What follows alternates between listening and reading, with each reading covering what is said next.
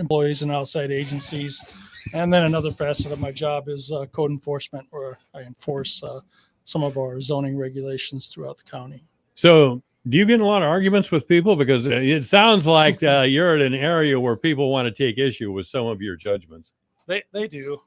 My job is to work things out with them and Sure. come to some type of resolution and working agreement where we achieve the end result, which is a better environment for the county. So, Sure. Well, you don't strike me as somebody who's hard to get along with. Not at all. Not at How all. many people do you have in your office? I have a part-time staff. You have a part-time staff. Administrative staff person that helps me coordinate a lot of correspondence and meetings with the Planning and Zoning Commission and the Board of Adjustments and also the Board of Supervisors. So That's still a lot of work for one guy and a part-time staff. Tell those supervisors to get you a little help down there.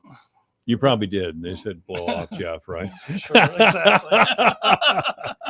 So what is happening now in your office? So we have a couple building permits. One that we just received, they're clearing the land for. That's for Calcium Products. That's a building permit. Oh, yeah. For a 90,000 square foot fertilizer manufacturing plant that will be constructed just south of the Simstone concrete plant. And that's located. So that's really right across the road, isn't it, from Calcium Products now? Correct, right on the east side. Yeah. Right.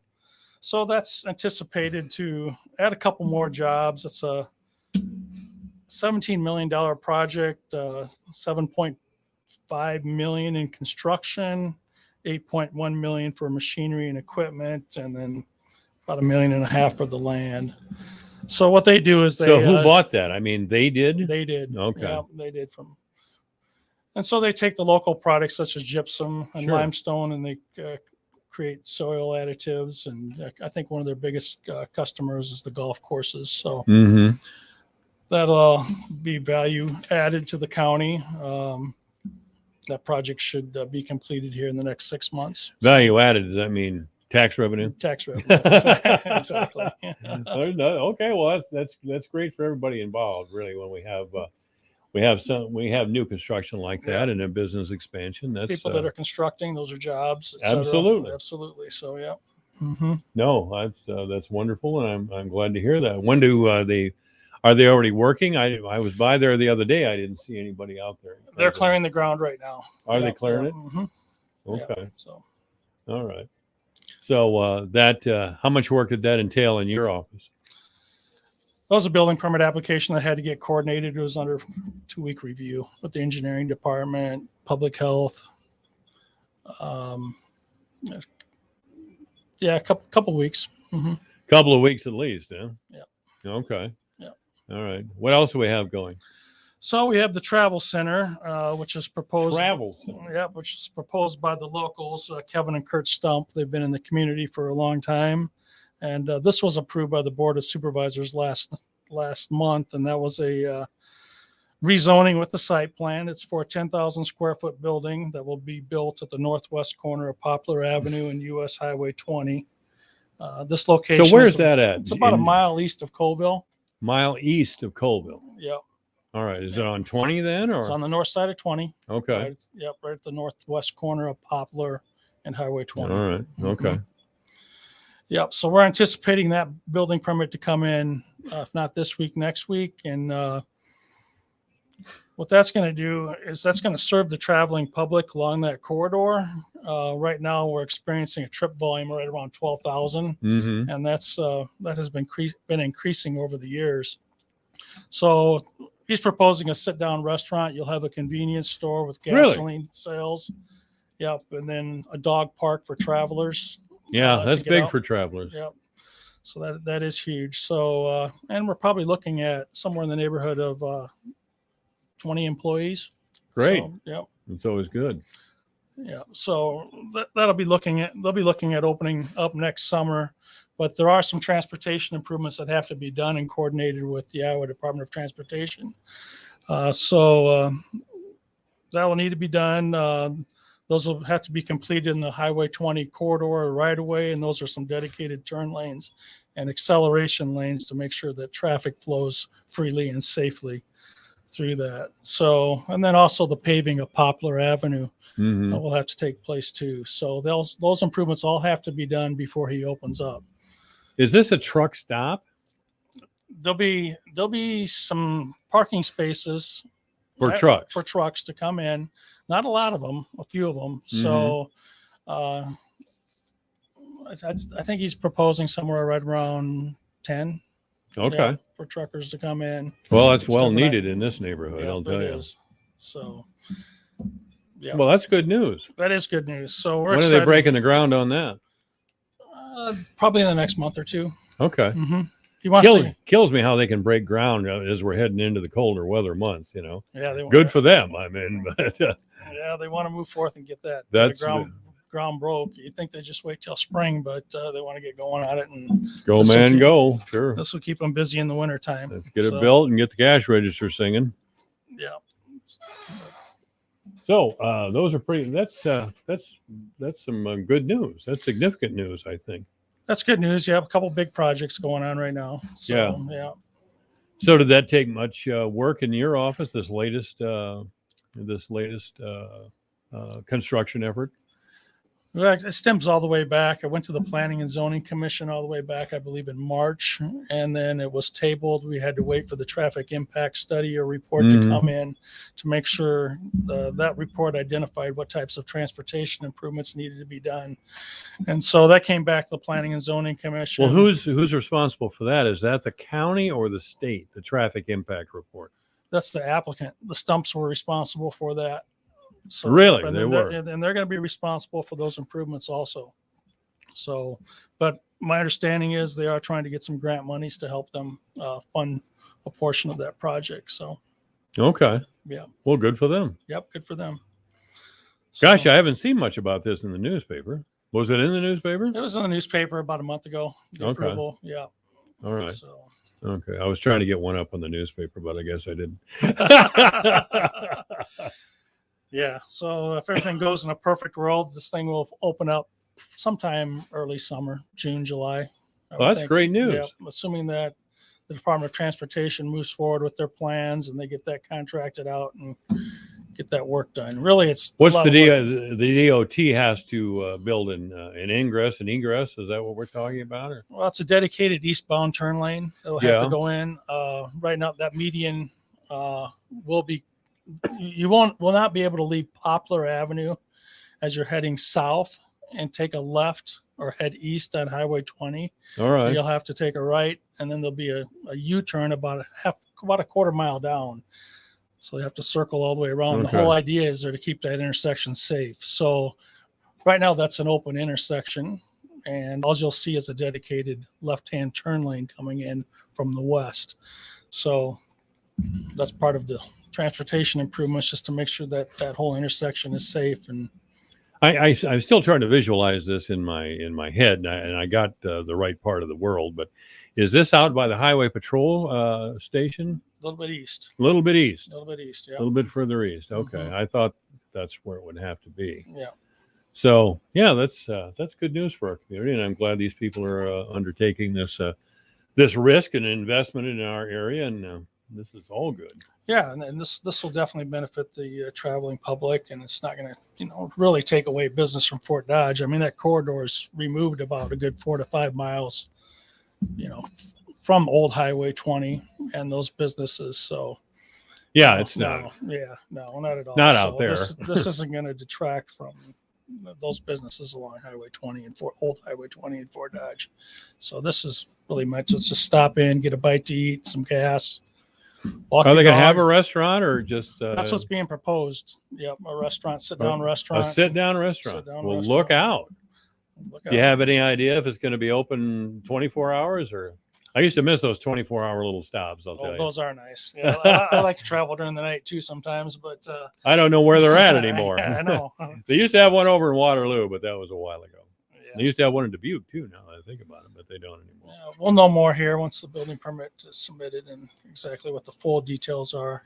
Yeah. So Well, I it's exciting. congratulate them and commend them for their efforts. We've had too many of the big national chain truck stops sucking up all the Yeah, business. it's nice. We got a local family here that's interested in doing something Yeah. out there, and they want to make sure they're going to be doing a good job and something that's going to benefit the community. So when I'm out that way, I'll make sure to patronize the place. I will. Yeah, local businesses don't make it if we don't go there. that's true. That's true. Exactly. So I'm glad that they came up with this idea, and that it's going forward. Is there anything else that has to be done? So every time there's a business started, somebody tries to start a business, it's like a nightmare of some kind. I know. We just want it to be successful for them. Like you said, I mean, the one good thing about that corridor is the number of trips have increased steadily over the past few years. So, and I think it's only going to continue. The number of trips, vehicular trips, along Highway 20. And that's, that area of Highway 20 or Highway 20? That area of Highway 20, that specific area where he's building it has the highest trip count, according to the 2019 data. So he's in the highest trip count where of Highway 20? Yeah, and Poplar and US Highway 20. Right now it's right around 11,000 trips. That's the daily traffic volume along that Highway 20 corridor, all along Webster County. So that he's picking the right spot here in the county. Sure he is. Highest number. Well, when you're talking about high trip count again, is that across the Highway 20? Of course, goes from Sioux City to Dubuque. Yeah, right at that point. Right at that point. That's the highest in Webster County. Just in Webster County. Just in Webster County. Yep. Not in the whole state. No, exactly. Again. Correct. Yep. Well, it was a big deal to get Highway 20 done like that, and I hope it pays off for everybody. Yeah. I go see people in Dubuque and Cedar Rapids area all the time, and I certainly use it a lot, and it's been a real boon, Oh yeah. Old 20 was just getting to be old 20. Old 20 was just getting to be old 20. Yeah.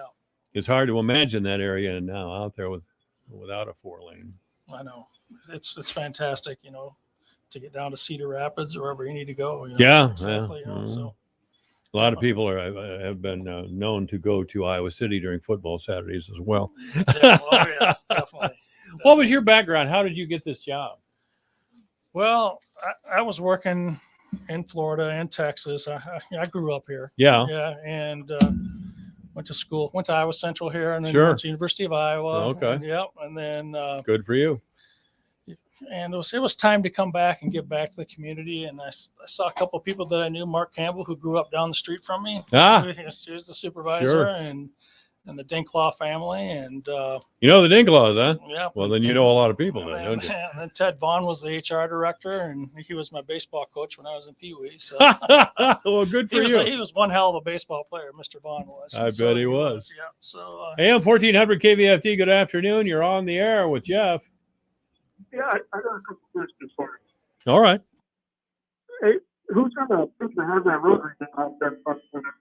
Boy, we really can't understand you. Could you speak a little more directly into the microphone? Who's going to pay for the road construction out there for that truck stop? Who's going to pay for the road construction? yeah, it'll be the Stump family, Kevin and Kurt Stump. They're on the hook for that. As I previously mentioned, they're going to be going after some grant money to help with the US Highway 20 improvements there. Mhm. So they're applying for a grant through the state. So we'll see if they're successful during those efforts or not. So. Did you get that?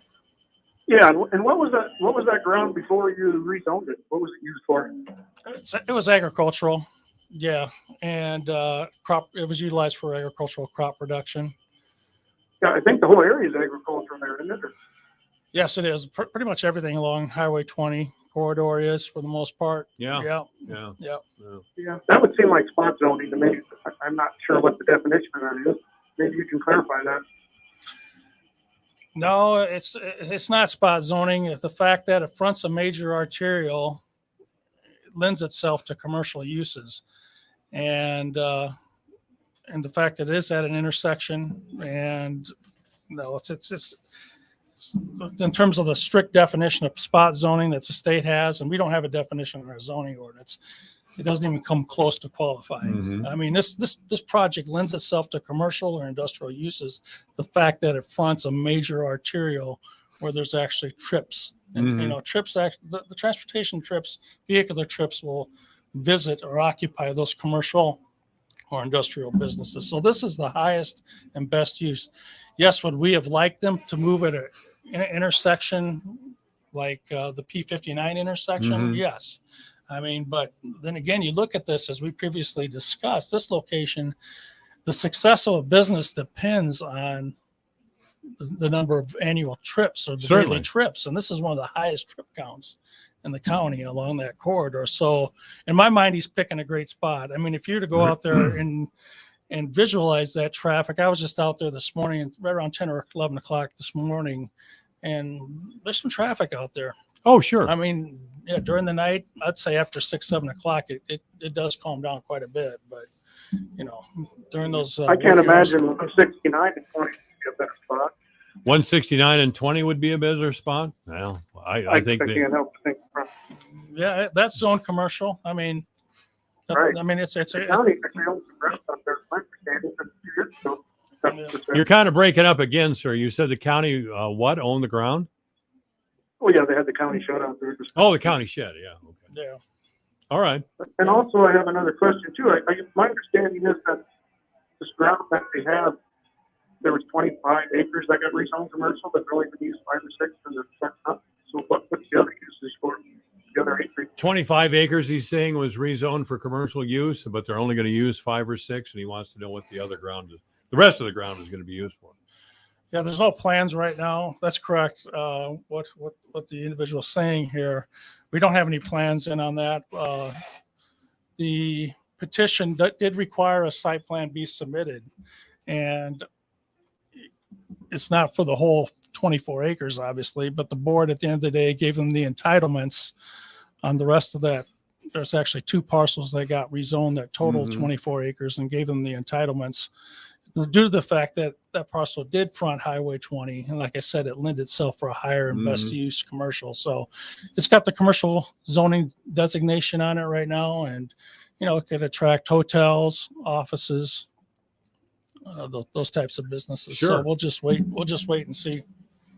We'll see what That happens. don't sound like a very good deal for the people that live in that area. Just have to put with what's going on there. Why do you think it's not a good deal? Because we live right across the street. Oh, I see. Well, that makes sense. So you think there's going to be too much traffic in your backyard? There's already plenty of traffic. There's just getting too much. Semi-places. Well, I can understand your point of view. Yeah, well, it's a major Yeah, arterial. and I then mean, there was no, it obviously doesn't lend itself to residential development, you know. No. So yeah. Yeah. Again, you're breaking up, sir. What did you say? I said there was no regard for the neighbors. It was just best for the county, so the supervisor passed it, and that's pretty much the gist of it. Did you go to the Board of Supervisors meetings and explain your point of view? Yes, I did. Okay, and they voted in this way. What reasons did you give? I guess is really the questions I should ask you. What reason did you give the supervisors for your opposition, other than it was an inconvenience to you?